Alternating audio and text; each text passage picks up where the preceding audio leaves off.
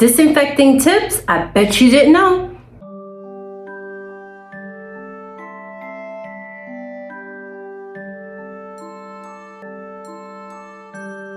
So it's very important to make sure that you are disinfecting and then disinfecting the right way. I find that there's a lot of videos out there about people talking about disinfecting, and they make sure they want to TikTok and Instagram and Reel all the things that they're doing. But guess what? If you're not doing it the right way, then it doesn't mean anything, and it's actually not disinfecting your tools the right way. So the first thing is you want to make sure that your tools are completely open. That means that your nippers should be wide open, your clippers should be wide open.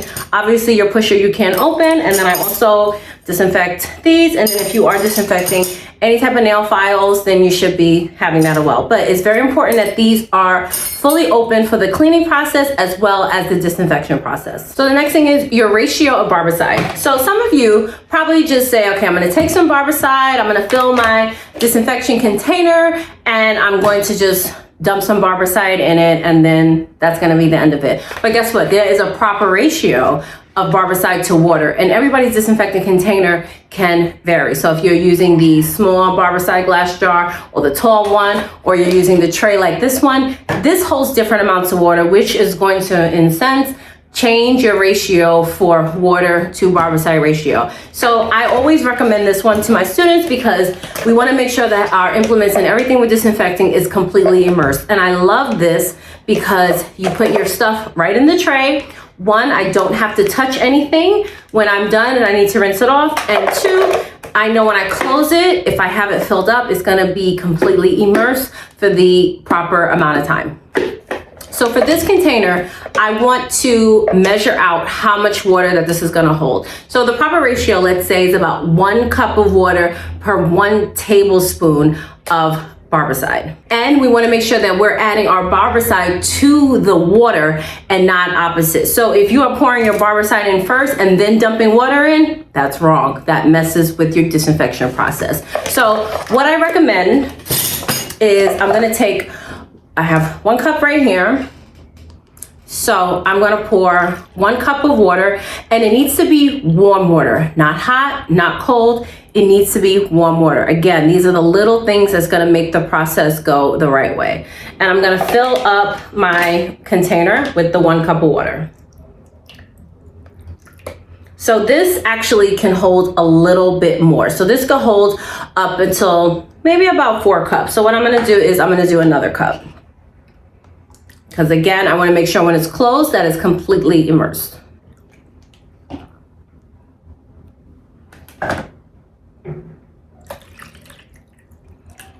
Okay, so this is good enough for me, and I can see it right here. So what I would suggest is that instead of doing this every single time we disinfect, which is dumb, I'm gonna take a Sharpie, and I'm gonna mark exactly where I need to pour my water solution to. So next time I'm just gonna go to the sink, add my warm water, and I don't have to worry about, is this the right amount of water? So I'm gonna mark it right where that line is on both sides. So now I know exactly where I need to fill my water to going forward. And then I'm going to take my barbicide. So I added 2 cups of water, so I'm gonna do 2 tablespoons of barbicide. And remember, we're adding barbicide to the water, not the opposite, not the other way around. So I'm gonna pour that in. It's actually a lot more diluted than you think. I think some people feel that when it's too diluted, it's not doing anything. I didn't add enough barbicide, let me add more so it's cleaning better. Wrong, they make this stuff for a reason. So we just wanna make sure that we're doing it the right way. So I have 2 tablespoons. So this is something definitely, if you have like a little 1 ounce container or something like that, you wanna get something that you can kind of keep next to your barbicide so you are putting in the right amount. The water we can mark, but the barbicide you're gonna have to measure out to make sure that you have the correct amount. So next, I'm gonna place all my implements into my tray, making sure that everything is completely opened. So you can actually fit a good amount of tools in here. So I have these, that I have washed already.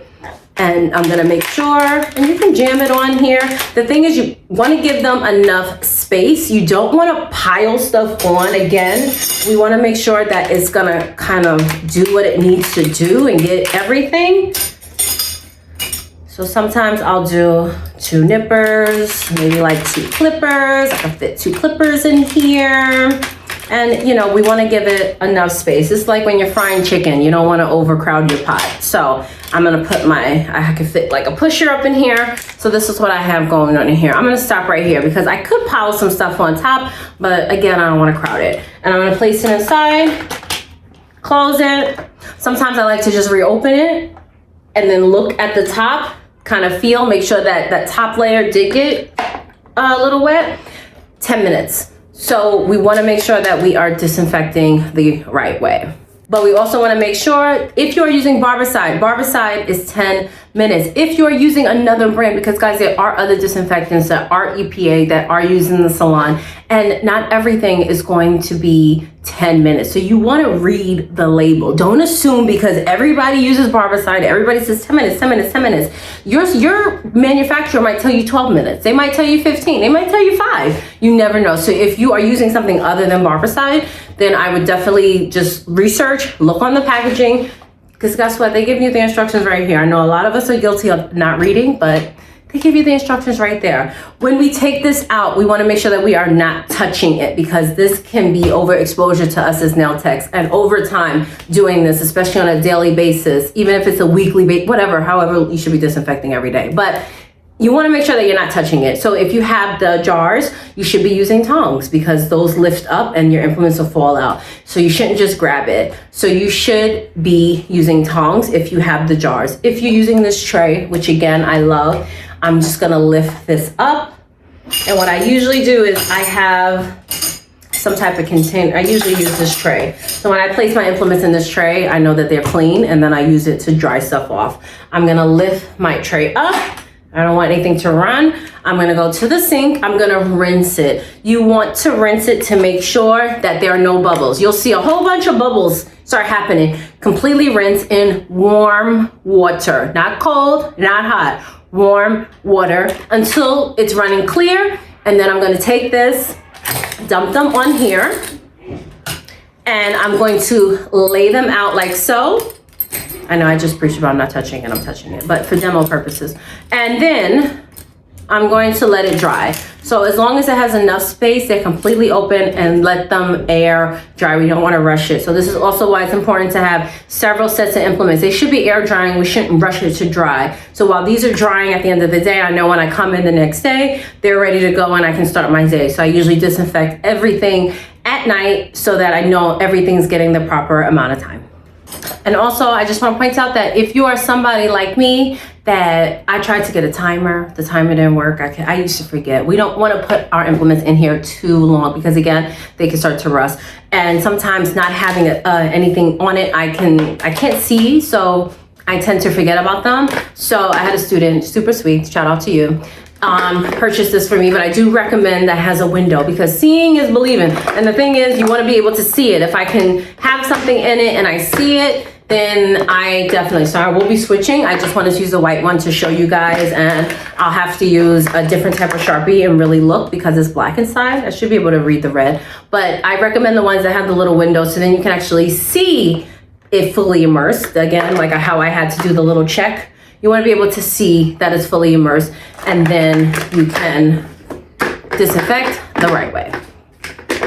So remember, if you are not disinfecting the right way and your ratios are off, then you are not disinfecting at all. Guys, don't forget to hit like and subscribe and stay tuned every single day this month leading up to Christmas as I'm doing Vlogmas. Stay tuned for more nail tips, tricks, tutorials, vlogs, and all that good stuff. Thank you so much for watching, and I'll see you tomorrow. Bye.